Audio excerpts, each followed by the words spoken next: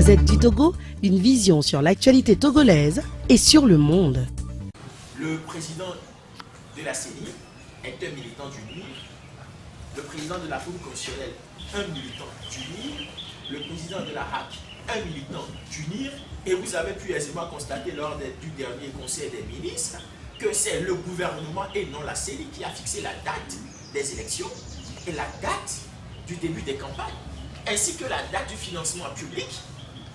Bon, c'est déjà de la caution également, c'est déjà significatif. À la fin, dites-moi, est-ce que c'est le gouvernement qui organise les élections? Ou, puisque d'ailleurs, même si ce n'est pas le gouvernement qui... Parce que là, c'est Faure Gnassingbé, parce qu'on a dit que le conseil de ministres est tenu sous la présidence de Faure Gnassingbé. Non, autrement, c'est sa volonté qui fait office de loi actuellement. C'est lui qui a fixé la date parce qu'ils se sont prêts à cette date-là. On n'a pas demandé, on ne nous a pas dit que sur proposition de la CENI, dans le communiqué final, moi personnellement, je n'ai pas lu que sur proposition de la CENI, j'ai simplement lu que le gouvernement a fixé la date. Donc, face à cela, vous voulez qu'on participe à quoi? Bon, on ne peut quand même pas être tous sur le ring et c'est vous qui définissez les règles du jeu. Et vous vous demandez d'aller vous compétir avec vous. Ça, ce n'est plus une compétition, ça c'est un accompagnement. Donc, nous autres, nous ne sommes pas d'accord au mouvement de Pouka. Et revenons maintenant, est-ce que c'est moi seul qui fais la grève de la faim? Oui, c'est moi seul qui le fais. Pour l'instant, bien sûr. À moins qu'un autre camarade, d'autres camarades décident de le faire également. Mais je pense que la solidarité militante et agissante ne va pas manquer auprès des camarades pour que l'objectif recherché puisse être atteint. Camarades, c'est en même temps un message que je vous passe.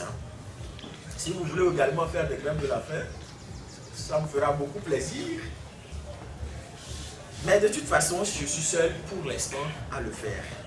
Et il y a une question sur Togo Debout, les relations que nous entretenons avec eux, et pourquoi n'est-ce pas possible de définir un message commun autour duquel nous pouvons nous bâtir? Cette question vient de M. Moussa.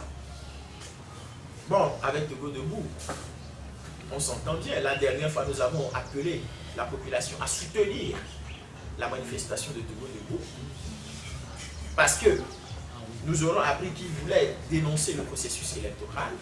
Nous avons appelé à soutenir et nous-mêmes, nous étions tous rendus à cette marche. Bon, du moins, certains militants, il y a d'autres qui n'étaient pas libres. Mais nous sommes rendus à cette marche pour montrer que nous étions là, nous les soutenons. Jusqu'à la fin, nous avons été déçus qu'on était là pour dénoncer, mais à la fin, on a plutôt appelé à participer à ce que nous dénonçons. C'est notre seul regret. Mais c'est des erreurs, peut-être ils l'ont fait par naïveté, on ne sait pas par comment justifier cela. Mais ce n'est quand même pas pour cela que nous allons rompre définitivement tout contact avec nos amis du Togo Debout. Parce que du moins, et comme je l'avais déjà exprimé, même ceux qui vont aux élections, ils y vont pour aller battre Faure Gnassingbé ou pour faire partie Faure Gnassingbé ou le candidat de tel. Donc de toute façon, on a à peu près les mêmes objectifs, c'est peut-être les stratégies qui divergent, mais non. On va incessamment, de toute façon, on est toujours en contact avec eux. Mais on va continuer par discuter avec eux, par leur demander de soutien. C'est pourquoi cette action, par exemple, nous ne concevons pas la mobilisation du 28 décembre comme étant une manifestation du mouvement en aucun cas. Ce n'est pas ce que nous faisons, mais nous le considérons comme une manifestation citoyenne, une manifestation du peuple. Comme une manifestation, un moment où le peuple se lève pour dire non au 4e mandat de Faure. Donc pour nous, ce n'est pas le mouvement le plus qui compte, mais c'est l'objectif qui est important. Aujourd'hui, nous discuterons avec tous ces gens-là. À travers la grève de la faim, personnellement, j'ai interpellé toutes ces personnes. Bon, si à la fin je trépasse, il faudra peut-être aller chercher la cause de ma mort chez nos amis de l'opposition et de Togo Debout, parce qu'ils auraient été coupables de ce qui m'arrivera. Et il y a M. Justin qui a voulu savoir si notre mouvement se situe uniquement qu'à Lomé. Bon, je ne suis pas sûr que c'est uniquement à Lomé que nous allons faire nos actions. Nous avons appelé à manifester dans les 4 coins du Togo. Et ça va se faire. Soyez sans crainte. Déjà, à cette table, il y a beaucoup de camarades qui viennent de l'intérieur du pays. Je ne l'ai peut-être pas dit. Hier, par exemple, j'étais encore à plus de 180 km de Lomé. je ne suis rentré qu'aujourd'hui à 2 heures du matin. Bon, et c'est toujours pour la même cause. C'est pour essayer de mettre tous debout pour les initiatives à venir. Donc soyez sans crainte. Le mouvement est dans certaines localités, pas dans toutes les localités, mais au même moment, nous tentons de créer des synergies avec des gens qui pensent la même chose que nous, qui regardent dans la même direction que nous, pour que nous puissions faire quelque chose de grand. Et comme je le disais, le 28, ce ne serait pas simplement une affaire entre le mouvement américain et le peuple, et le pouvoir en place, mais bien une affaire de tous contre eux. Donc c'est ça. Donc soyez sans crainte par rapport à cela, juste que les itinéraires, pour l'instant, nous ne les avons pas définis, et nous n'avons pas aussi essayé d'appeler des villes, spécifiquement des villes, pour l'instant, parce que nous disons que si on appelle aujourd'hui à nous manifester que à Lomé, à Niran, à Vougan, bon, Kara, Tapamé, d'autres ne commenceront pas à dire, bon, vous nous avez exclu tel. Ben, nous avons lancé maintenant le mot d'ordre. On va concerter les gens dans toutes ces localités, tous ceux qui sont disponibles à manifester le 28. On va les concerter et lors d'une prochaine conférence de presse qui viendra incessamment, on vous annoncerait maintenant toutes les villes que nous aurons à la faire retenir. Il y a, par exemple, il y a peut-être l'ANC, si on ne finit pas les convaincre, ils vont dire, nous voulons qu'on puisse manifester à Tablico ou à Allier. Il y a le PNP qui peut dire, nous voulons qu'on manifeste à Sokolé. Donc, à la fin, avec tout ça, on peut manifester, vous avez dit, est-ce qu'on est sûr de le faire? Si oui, alors on retient tous ces lieux-là. Et ensemble, on viendra vous annoncer les lieux qu'on aura retenus et l'itinéraire choisi.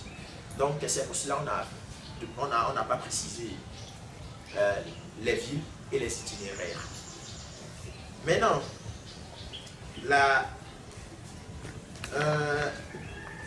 pourquoi le débat n'est pas posé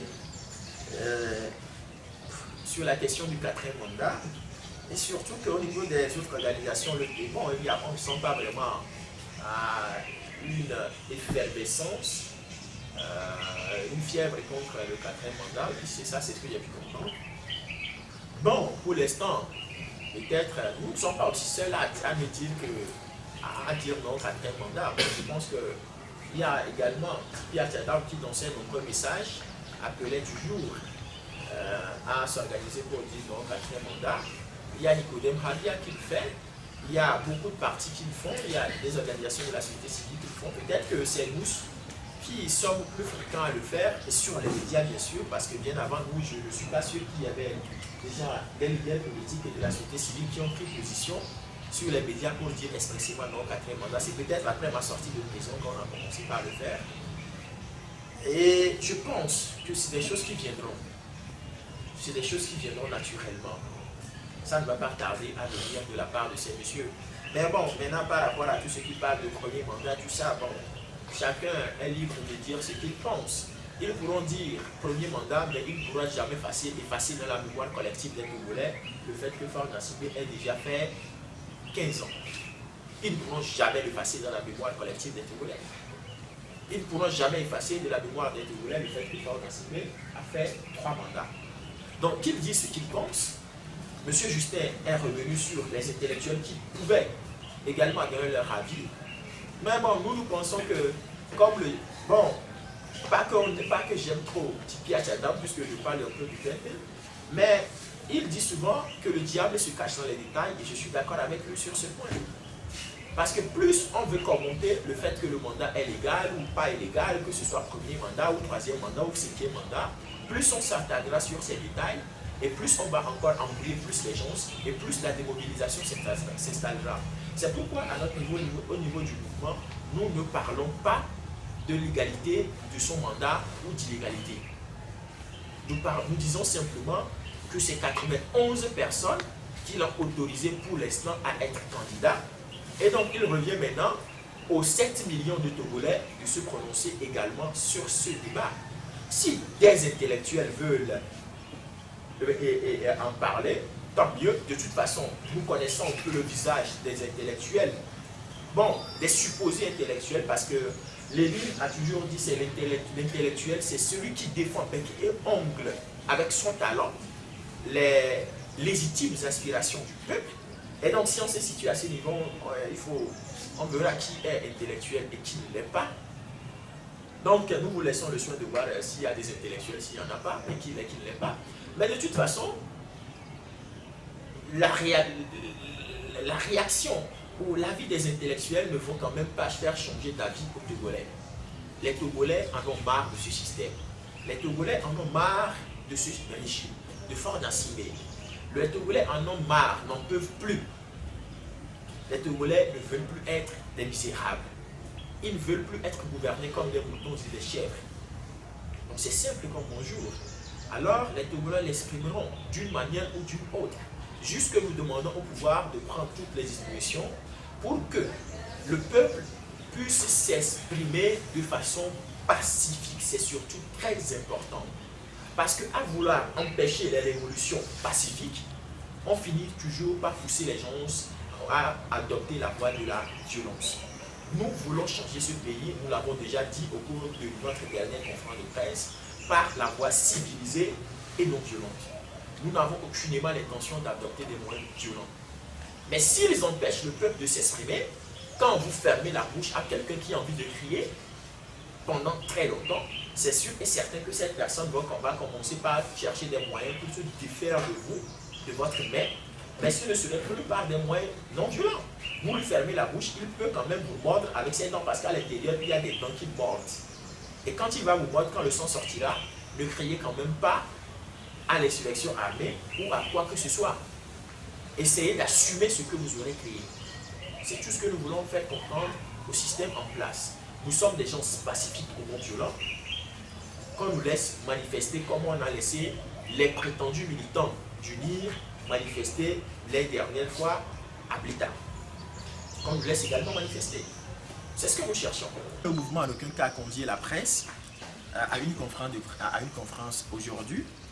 Et au cours de cette conférence, nous avons annoncé un certain nombre d'actions. Et au nom de ces actions, nous appelons la population à descendre dans la rue le 28 décembre 2019 pour signifier à M. Faure Gnassingbé qu'ils ne veulent plus de lui, pour lui dire expressément non pour dire expressément à Faure Gnassingbé non à son 4e mandat, et pour demander également la libération de tous les détenus politiques ainsi que la mise en place d'une transition d'ici mai 2020. Et par la même occasion, nous avons annoncé, nous informer la population qu'à compter du 13 décembre 2019, j'entre en grève itinérante de la faim pour appeler la population togolaise, les leaders politiques de l'opposition, les responsables religieux, les autorités morales, les organisations de la société civile, bref, toutes les sections du peuple, à une mobilisation, à se mobiliser pour dire non au 4e mandat de Faure. Et l'objectif de cette grève itinérante de la faim, c'est également pour dénoncer la complaisance de nos partenaires de l'opposition et de la société civile qui actuellement font fausse route. Et l'objectif final également, c'est de demander la libération des détenus politiques. Et donc, à travers cette grève de la faim, nous ne serons pas en un lieu précis comme l'a fait peut-être Nicodème Habia. Nous serons aujourd'hui devant le domicile de tel leader et demain à tel autre endroit pour faire passer le message que nous avons. Donc, c'est les deux grandes actions que nous avons annoncées aujourd'hui à travers cette conférence de presse. La Gazette du Togo, une vision sur l'actualité togolaise et sur le monde. Rejoignez-nous sur le www.lagazettedutogo.com ou sur nos comptes Facebook, Twitter et YouTube. Pour tout contact, écrivez à contact@lagazettedutogo.com ou appelez le 92 80 88 53. La Gazette du Togo, c'est l'information en continu.